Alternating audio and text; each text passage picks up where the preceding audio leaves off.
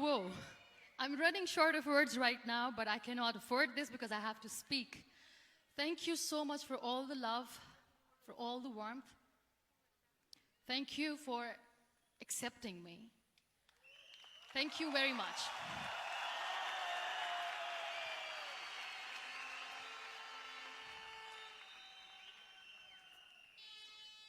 Well, I always start my talk with a disclaimer. And that disclaimer is that I've never claimed to be a motivational speaker. Yes, I do speak, but I feel more like a storyteller because wherever I go, I share a story with everyone. Well, it is a story of a woman whose perfectly imperfect life made her who and what she is today. It's the story of a woman who, in pursuit of her dreams and aspirations, made other people realize that if you think that your life is hard and you're giving up on that because you think your life is unfair, think again. Because when you think that way, you are being unfair to your own self. It's the story of a woman who made people realize that sometimes problems are not too big. We are too small because we cannot handle them.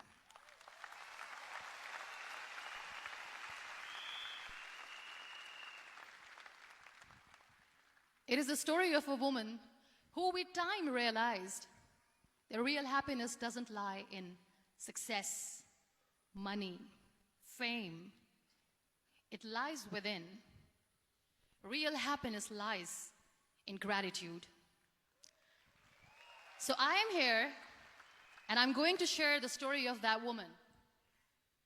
That is my story. The story of gratitude.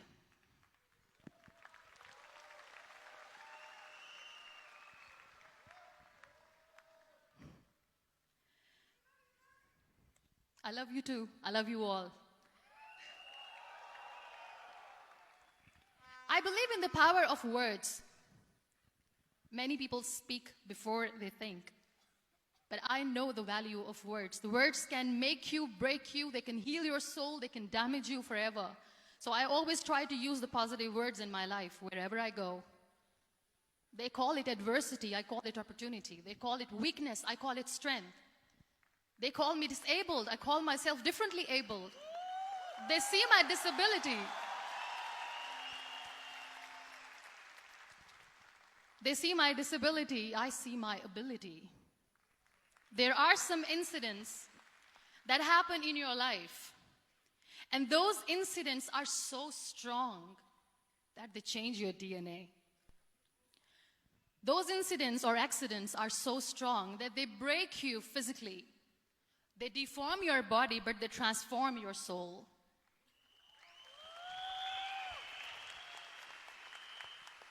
Those incidents break you, deform you, but they mold you into the best version of you. And the same thing happened to me. And I'm going to share what exactly happened to me. I was 18 years old when I got married. And this thing I'm sharing for the very first time on an international level. I was 18 years old when I got married. I belonged to a very conservative family, a Baloch family, where good daughters never say no to their parents. My father wanted me to get married. And all I said was, if that makes you happy, I'll say yes. And of course, it was never a happy marriage. Just about after 2 years of getting married, about 9 years ago, I met a car accident. Somehow my husband fell asleep and the car fell in the ditch. He managed to jump out, saved himself. I'm happy for him. But I stayed inside the car and I sustained a lot of injuries. The list is a bit long. Don't get scared. I'm perfectly fine now. Radius ulna of my right arm were fractured. The wrist was fractured. Shoulder bone and collarbone were fractured. My whole rib cage got fractured. And because of the rib cage injury, lungs and liver were badly injured. I couldn't breathe. I lost urinary bowel control. That's why I have to wear the bag wherever I go. But that injury that changed me and my life completely as a person and my perception towards living my life was the spine injury.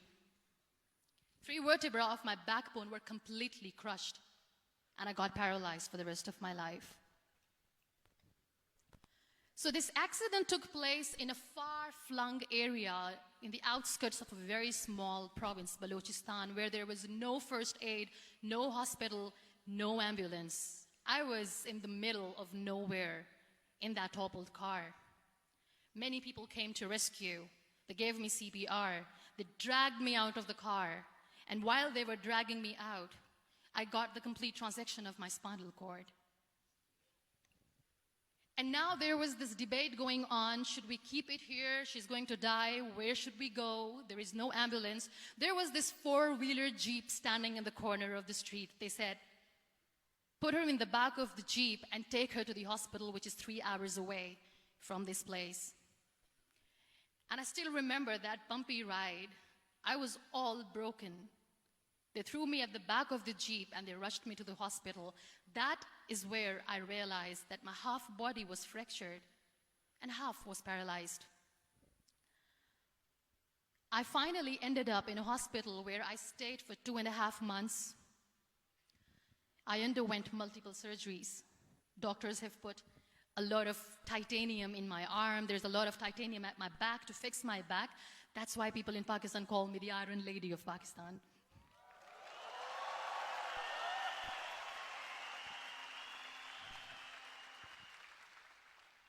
Sometimes I wonder how easy it is for me to describe all this all over again. And somebody has rightly said that when you share your story and it doesn't make you cry, that means you have healed.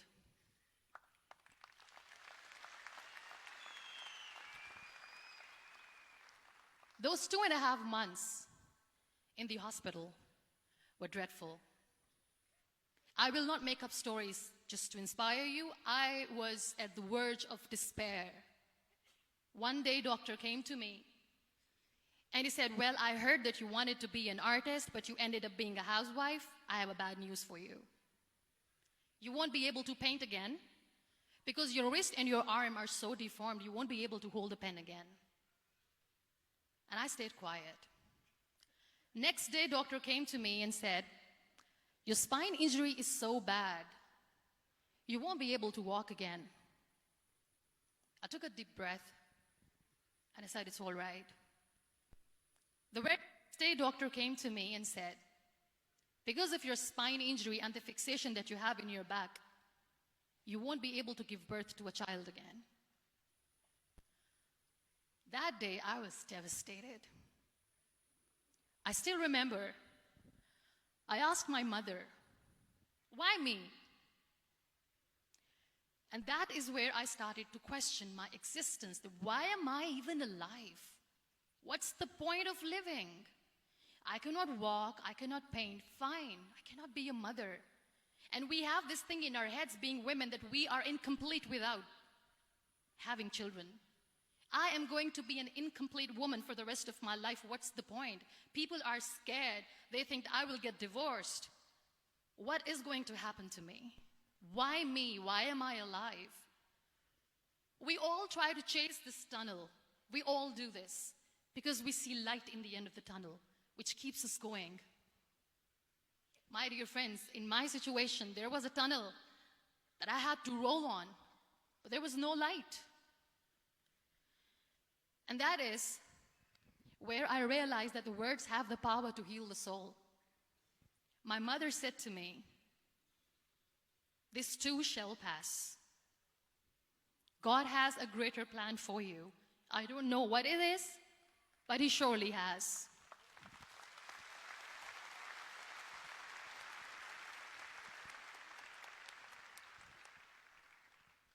And in all that distress and grief, somehow or the other, those words were so magical that they kept me going. I was trying to put that smile on my face all the time, was hiding. It was so hard to hide the pain, which was there. But all I knew was that if I will give up, my mother and my brothers will give up too. I cannot see them crying with me. So what kept me going was, one day I asked my brothers, I know I have a deformed hand, but I'm tired of looking at these white walls in the hospital and wearing these white scrubs. I'm getting tired of this. I want to add more colors to my life. I want to do something. Bring me some colors. Bring me some small canvas. I want to paint. So the very first painting I made was on my deathbed, where I painted for the very first time. It was not just an art piece or just my passion. It was my therapy. What an amazing therapy it was. Without uttering a single word, I could paint my heart out. I could share my story. People used to come and say, what lovely painting. So much color. Nobody could see the grief in it. Only I could. So that's how I spent 2.5 months in my hospital, crying, never complaining or whining, but painting. And then I was discharged, and I went back home. And I went back home, and I realized that I have developed a lot of pressure ulcers on my back and on my hip bone. I was unable to sit. There were a lot of infections in my body, a lot of allergies. So doctors wanted me to lie down on the bed straight for not 6 months, for not 1 year, for 2 years. I was bedridden, confined in that one room, looking outside the window, listening to the birds chirping, and thinking maybe there will be a time when we'll be going out with the family and enjoying the nature. That was the time where I realized how lucky people are, but they don't realize. That is the time where I realized that the day I'm going to sit, I'm going to share this pain with everyone to make them realize how blessed they are, and they don't even consider them lucky. There are always turning points in your life. There was a rebirth day that I celebrated. After 2 years and 2.5 months, when I was able to sit on a wheelchair, that was the day when I had the rebirth. I was a completely different person. I still remember the day I sat on the wheelchair for the first time, knowing that I'm never going to leave this, knowing that I won't be able to walk for the rest of my life. I saw myself in the mirror, and I talked to myself. And I still remember what I said. I cannot wait for a miracle to come and make me walk. I cannot sit in the corner of the room crying, cribbing, and begging for mercy because nobody has time. So I have to accept myself the way I am. The sooner, the better. So I applied the lip color for the first time.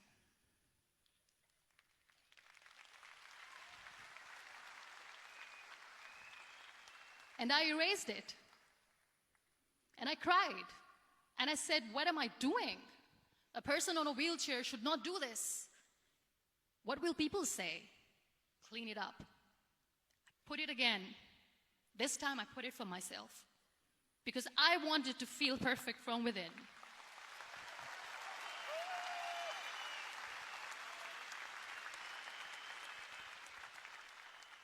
And that day I decided that I'm going to live life for myself.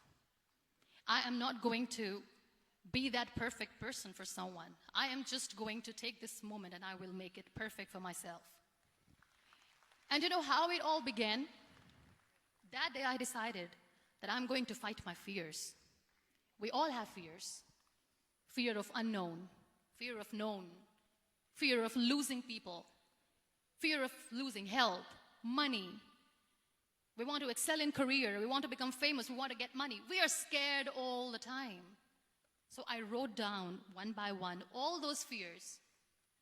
And I decided that I'm going to overcome these fears one at a time. You know what was my biggest fear? Divorce. I couldn't stand this word. I was trying to cling on to this person who didn't want me anymore, but I said no. I have to make it work. But the day I decided that this is nothing but my fear, I liberated myself by setting him free. And I made myself emotionally so strong that the day I got the news that he's getting married, I sent him a text that I'm so happy for you and I wish you all the best. And he knows that I pray for him today.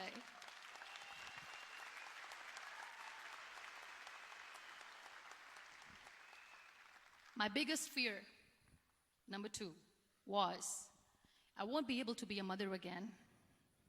And that was quite devastating for me.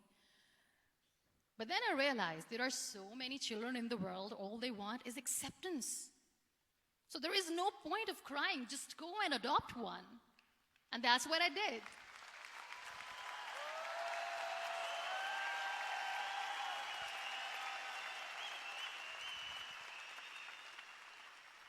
I gave my name in different organizations, different orphanages. I didn't mention that I'm on a wheelchair, dying to have a child. So I just told them that this is Muniba Mazari and she wants to adopt a boy or girl, whatsoever, but I want to adopt a kid. And I waited patiently. 2 years later, I got this call from a very small city in Pakistan. I got a call and they said, "Are you Muniba Mazari? There is a baby boy and would you like to adopt?" And when I say yes, I could literally feel the labor pain. I said, yes, I am going to adopt him. I am coming to take him home.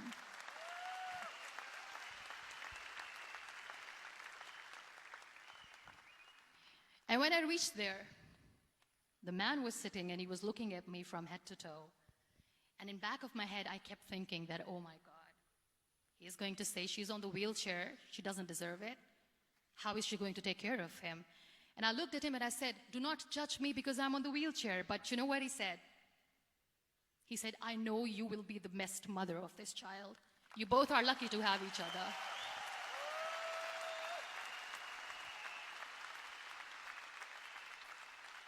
And that day, that was 2 days old, and today he's 6.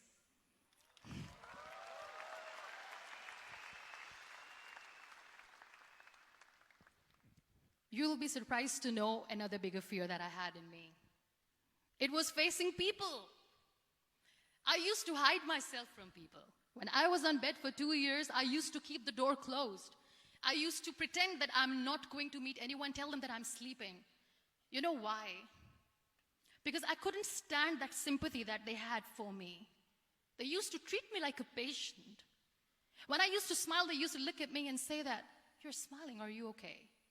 I was tired of this question being asked, "Are you sick?" Well, a lady yesterday at the airport asked me, "Are you sick?"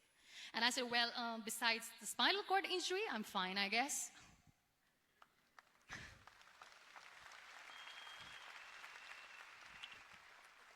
But those are really cute questions. They never used to feel cute when I was on the bed. So I used to hide myself from people, knowing that, oh my God, I'm not going to see that sympathy in their eyes. It's all right. And today I'm here speaking to all these amazing people because I have overcome the fear.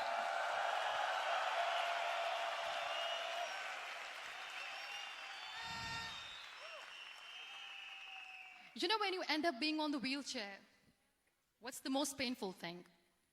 That's another fear that people on the wheelchair or the people who are differently abled have in their hearts, but they never share. I'll share that with you. The lack of acceptance. People think that they will not be accepted by the people because we, in the world of perfect people, are imperfects. So I decided that instead of starting an NGO for disability awareness, which I know will not help anyone, I started to appear more in public. I started to paint. I always wanted to. I have done a lot of exhibitions. I'm Pakistan's first wheelchair-bound artist. I have done a lot of modeling campaigns, different campaigns for brands like Tony and Guy.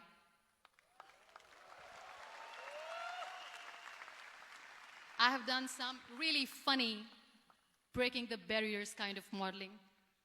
There was this one by the name Clown Town where I became a clown because I know that clowns have hearts too. And then I also decided that if I really want to make the difference, I am not going to let people use me for their polio campaigns where they will make you a victim and an emblem of misery and mercy and will say that, you know what, give polio drops to your children or they'll become like this girl. I decided that I'm going to join the national TV of Pakistan as an anchor person. And I've been doing a lot of shows for the last 3 years.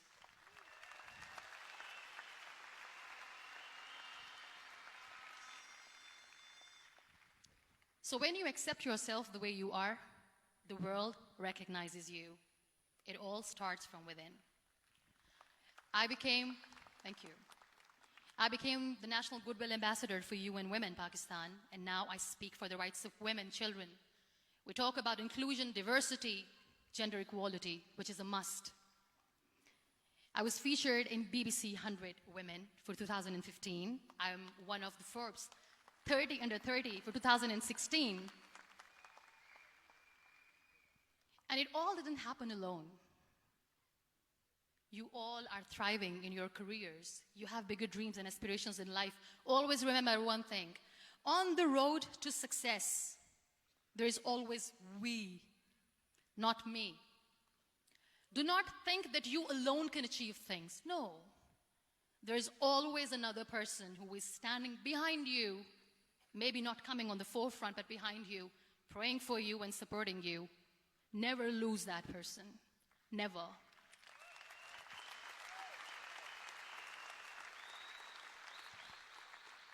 No matter how much I say that I couldn't find a hero, so I became one, I still want to recognize those 3 people in my life who literally changed my life completely, and I get inspiration from them every single day.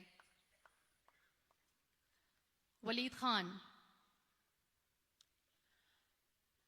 Many people know about the terrorist attacks in Pakistan. We have lost many people. And I'm sharing this with a very heavy heart because we actually have lost a lot of people in this huge turmoil of terrorism. These people are barbarians. They do not see people. They're even worse than animals.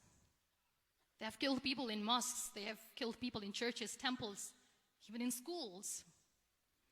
There was this terrorist attack in Army Public School, Peshawar, where these terrorists entered in an examination hall and they killed our children. And in that attack, that day, this beautiful boy, Waleed Khan, who was my hero, my real life hero, was the proctor who was taking care of the students, was keeping an eye on the students. Those barbarians shot him 3 times in the face, 5 times on his body, and he fell down. I was asked to give a talk in the school after a week of that terrorist attack. With a very heavy heart, I went there and I spoke. We sang a few national songs. I thought that maybe I've done my part, but deep inside, it was killing me. I could see children injured. I could see children sitting on the wheelchairs looking at me wondering, what next? What was our fault? Just because we were here to give examination, we have been shot. So many people, so many children lost their friends. Their classrooms were empty. The next day they went to the classroom. So this kid, Waleed Khan, I was asked that he is in a hospital right now, and you have to go and see him and motivate him and tell him that it's going to be okay. And when I saw Waleed Khan coming on the wheelchair for the first time in front of me, face was all deformed. His leg was fractured, his arm was fractured. He couldn't talk, he lost his teeth. He cannot sneeze, he cannot smell. He cannot eat. And I kept thinking, what should I say? That everything is going to be all right? No, nothing is all right. And while I was juggling with the words, what to say, what not to say, this beautiful child, Waleed Khan, came to me and he said, "Are you Muniba Mazari?" I said, "Yes." He said, "Baji, let's take a selfie."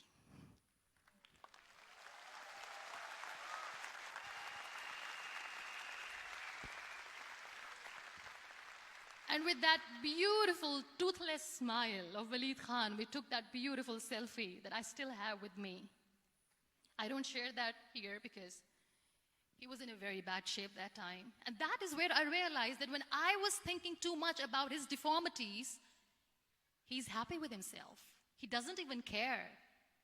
Because today he goes in the same school, and when somebody asks him that what happened to your face, why so many scars, you know what he says?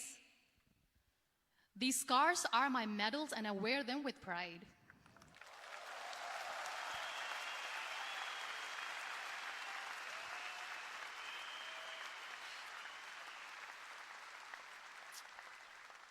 And how beautifully he says the terrorists wanted me not to study. I am going to study. I will become a doctor one day. And this is my way of taking revenge from those terrorists. Another real-life hero, of course, my son. His name is Nile, N-I-L-E, River Nile. I learned so much from this kid. The first and foremost thing is patience. How to be patient when you know that your mother cannot walk, when you know that your mother is different from the other women, when you know that your mother cannot go out and play with you, how to stay calm. He loves football. And when we got the very first football, he was 4 years old. He was super excited. I still remember he came in the room and he said, "Mom, let's play football." And he kept the ball in my feet. And he said, "Let's kick it." And that day I felt disabled. I said, "I cannot kick the ball." And I was down with the same face. He looked at me and he said, "Well, that's all right. Your legs are not working, but your hands do. Let's play catch the ball."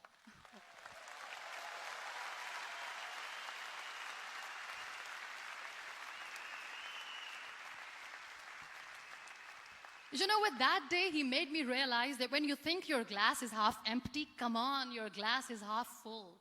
It's all in here and here. Last but not least, the woman who made me realize that heroes have no gender. The woman who believed in me even when I was completely at the verge of despair, where everybody left, she was there. And every time I looked at her, without saying anything, she used to look at me and said, "This too shall pass. God has a bigger plan. And one day you will say that, oh my God, that is why God has chosen me." She never cried in front of me. She has always said that there will be haters, there will be naysayers, there will be disbelievers, and then there will be you proving them wrong. My mother.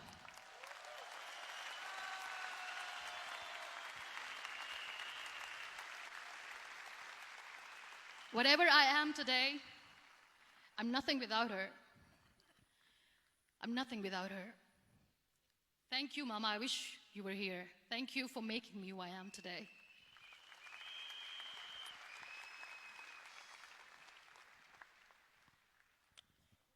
You know what? We human beings have a problem. Out of many problems, there is one more, and this is self-created one. We always expect ease from life. We have this amazing fantasy about life. This is how things should work. This is my plan. It should go as per my plan. If that doesn't happen, we give up. So my dear friends, let me tell you one thing.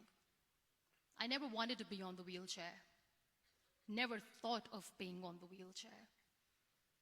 I was always aspiring to do bigger things, but had no idea that for that I have to pay the price to be where I am today. It's a very heavy price.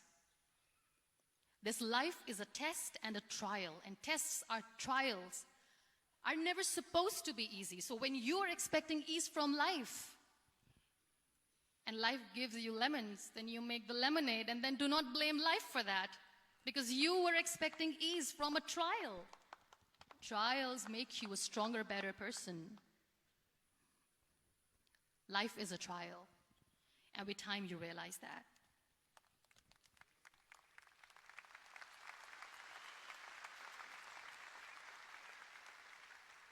It is okay to be scared.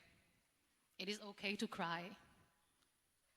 Everything is okay, but giving up should not be an option. They always say that failure is not an option. Failure should be an option, because when you fail, you get up, and then you fail, and then you get up, and that keeps you going. That's how humans are strong.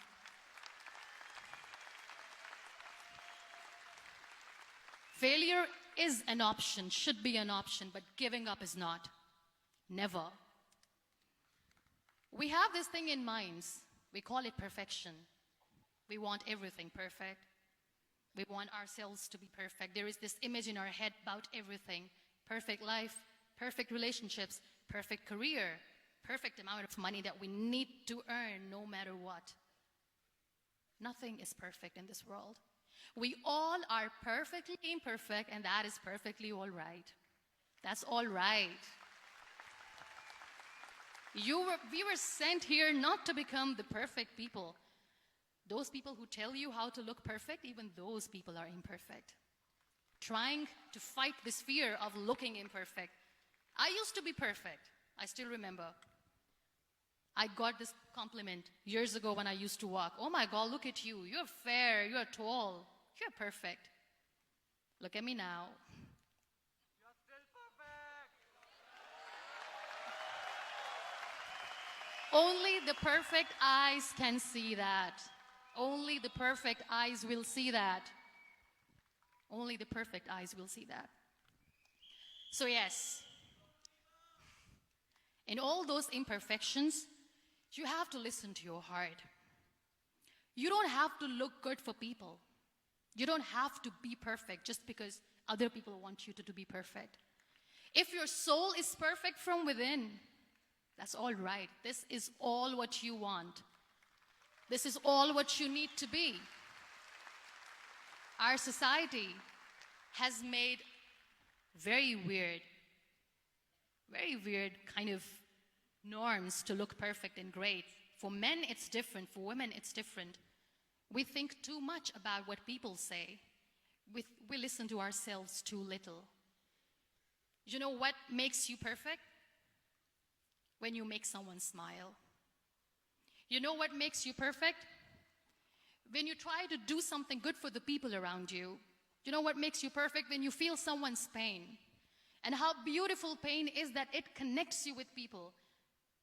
No other medium can connect you with others but pain. That's why I always say that I'm in pain, and that's a blessing in disguise for me. Today, just because I'm in pain and I'm on the wheelchair, I work for children. Being the head of CSR for a company, we conduct medical camps in far-flung areas of Pakistan where so many kids die because they don't have medical facilities.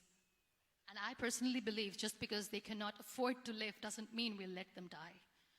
So we give them money, we give them medical treatment, we try to heal their wounds, physical and emotional. And I also work for the beautiful people, we call them third gender, the transgender community of Pakistan. You know what connects me with them? All my imperfections. When I go and I hug them, they never judge me. And this very good friend of mine, her name is Bijli. Bijli means electricity.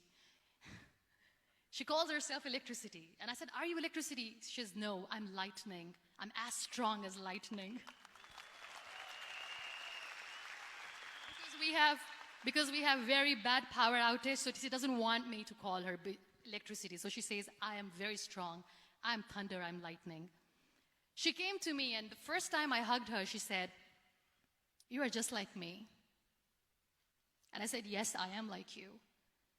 Because to people, we are so imperfect. So how beautiful these imperfections are, that because of these imperfections, you can connect with people. Then why are we all running after being perfect? What's the point?